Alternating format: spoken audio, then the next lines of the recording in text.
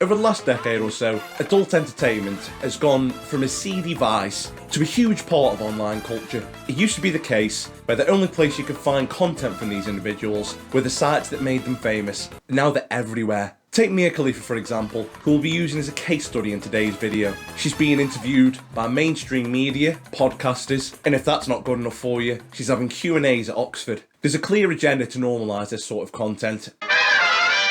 I think there's a reason we've picked Wiz Khalifa for the case study. The last few years, this treadwife has been everywhere, just jawing at us about how she regrets being in the industry. Do you know what she does as her main income right now? She's a sports analyst, isn't she? No, she's an OnlyFans content creator.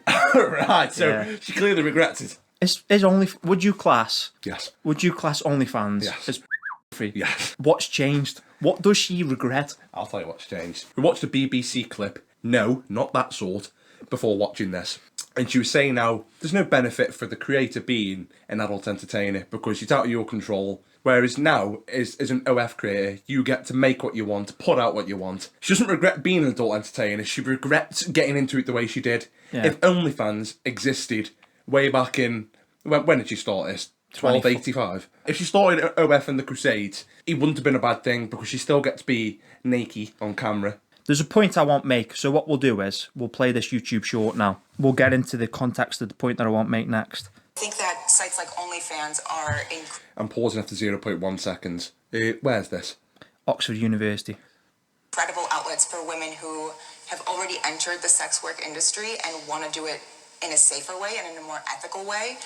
But I would never recommend a woman to enter the industry by going to one site over another because I would never recommend for her to do it.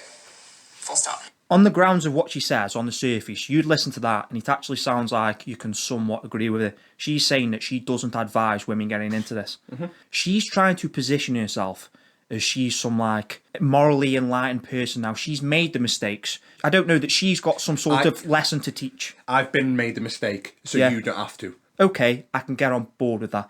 My problem is, you're still making OnlyFans content. She's saying she's only doing it because she already got into OnlyFans. Okay, who's the vast majority of people who are watching this? Vast majority young men. Exactly. So all of a sudden, and this is where I cannot stand what she's saying, straight away it's become a gender war issue. It's a feminist thing, because if you listen to what she's saying on BBC, it's the men who got me into it. You're still happy making OnlyFans content, taking millions of pounds a year off of young men, knowing full well that you're fueling something that you yourself say is wrong. So I'm fine with men jacking it to my content. That's not morally ambiguous. But yeah, I'm all for strong female empowerment where women don't get into these things. Don't position yourself as some sort of morally enlightened person when really you're just making up nonsense so you can make you can make more money. From the get-go, we've been balanced. If you're trafficked into this, if you're forced into it, we're 100% on the side of people who've got an argument against that. But you haven't got an argument against it because you're more than happy to funnel this content out to young men. This is me putting Mia Khalifa behind me, and... This is me putting Mia Khalifa behind me. This is on the Diary of a CEO podcast. You've seen that title. What's her name on this podcast? It's a stage name. A real human. She's a real human being like Ryan Gosling. Everyone in the office recognized me. It was a very uncomfortable work environment. I've got a couple comments. No. Give me the comments in a minute. Do you know what she's doing here? She's running interference for OF. What she's basically saying is, I can't work in a stable environment anymore because I did corn. So now, this is my excuse. I know what you're saying. This is my excuse for making millions of pounds a year. Now, I've got a couple of comments here I want to read out for you. This one's from a Bill Usher. Bill and Usher. She doesn't regret it, lol. She still did camming and OnlyFans. She still uses the stage name and still uses her fame for attention and money. Yeah, go pull up the Lad Bible article. Pull up the Lad Bible article there. Corey, try to pull that one up. Sorry, dude. Let's go, smokes. Following the backlash, Khalifa has since attempted to distance herself from her graphic work. She also has an active presence on OF. She joined the platform and she is earning an estimated 4.2 million British pounds. How do you do English? What's an English accent? 4.2 billion pounds? No, million pounds actually. A month from her posts. She is earning 4.2 million pounds a month from her posts. Despite the notorious reputation of OnlyFans and Khalifa's explicit past, her newer content isn't X-rated as her previous work. Oh, do you know what this is? I tell you what, Where's Khalifa looks well these days, don't he? Wizzy's He's looking alright, isn't he? Wizzy's popping off. Popping off.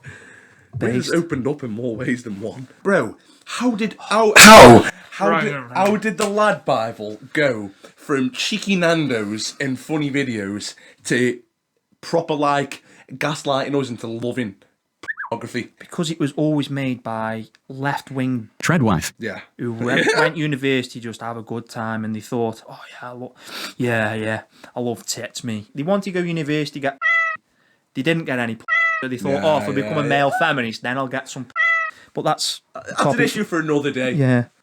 You saw me lose my head about 30 seconds ago. There are probably a lot more pressures and barriers for women from certain religious or social backgrounds.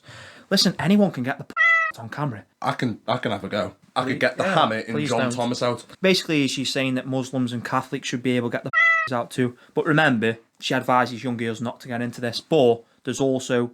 So, there are probably a lot more pressures and barriers. Are the pressures good or the pressures bad? Pressure makes diamonds. Nah, she's a clever girl, you know. I need to She's raise $100,000 to send to the Lebanese Red Cross after the Beirut blast. She could probably make 100k in a week based on what like earlier said in the article. So she's not actually she's not a Treadwife. she's Doing it for the she's a philanthropist. I didn't even think of it like that. She's donated everything to charity, so it's fine. It's a case of you've made your bed, now lie in it. Yeah. I've gone and done this thing, and now I'm kind of stuck in this vocation. Yeah. You can go and get a desk job. You Yeah. can go and get a career where it doesn't require you to be in public. I know you can work from home now, but the reason she's sticking with this sort of stuff is it's very lucrative. And when you're being introduced and you've got your little name and your vocation below, it'll come up with social media influencer. You've kind of rebranded yourself in a way, which is what she's attempted to do. She's tried to do it a few times, try and be a sports analyst, try and do whatever. So she can fully go home and watch that interview back and believe I'm not an adult entertainer anymore. I'm a freelance investigative journalist. With young men watching this and clicking on this sort of stuff, when the title reads something along the lines of, I regret my decisions massively, and it's Mia in the thumbnail. Yeah. You as a young man, you go and click, you go and watch, and you go and think she's going to say that this is destroying testosterone, absolutely abhorrent content that you should absolutely avoid. It's not that. She regrets the fact that she didn't make more money off it when she was younger at the height of her fame, and she regrets the fact that it wasn't in her control. Yeah. That's all it is. It's not. There's no like societal thinking about it. You've said it because you know what the content is. You see her talking about that, and you think she's going to be coming on and talking about male issues. Unbeknownst to you, you've just sat through an hour podcast of listening to some star say that no, it's okay as long as women are all right. And whilst you're there, where can we find you? OnlyFans link in description. Listen, if you're going to have her on and roast her for 2 hours, I'm all right with that. But you're not. You're having her on and like basically just letting her talk absolute. Try and get them to know the real her. With podcast hosts being parasites, Yeah. they'll have anyone on for views, and that's where this comes in. You're running out of content. Because you're running out of content, and these girls get clicks. to get clicks. Yeah. Who off? Yeah. Kumas mainly. Kuma's young men, addicts. Yeah. There was a post put on by New York Times where she's doing another podcast where she's talking about politics and things like that. They're asking her opinion like she's just... Yeah, trad wife. Yeah, she's just a lovely trad wife who's going... yeah. She's going to get you your based opinions on the Israeli-Palestine issue. There's a reason you need to call out this, because for us, we've had this discussion off camera before. There's very much... Now, I'm dumbing this down a bit. There's more than 3 types of people. But there's somewhat like 3 types of people. There's the people who are like us, who are very anti this. That you're going to have your Vouch Destiny types on the other end of the spectrum who there's no convincing them. There's probably people watching this now where you're like, you're seeing at what we're saying. Listen, there's no middle ground here. This isn't one of them Jubilee podcasts where we're going to hash it out and find out where the middle ground is. But there is very much a middle ground type of person who they sort of know that what they're doing is seedy. They're addicted to it.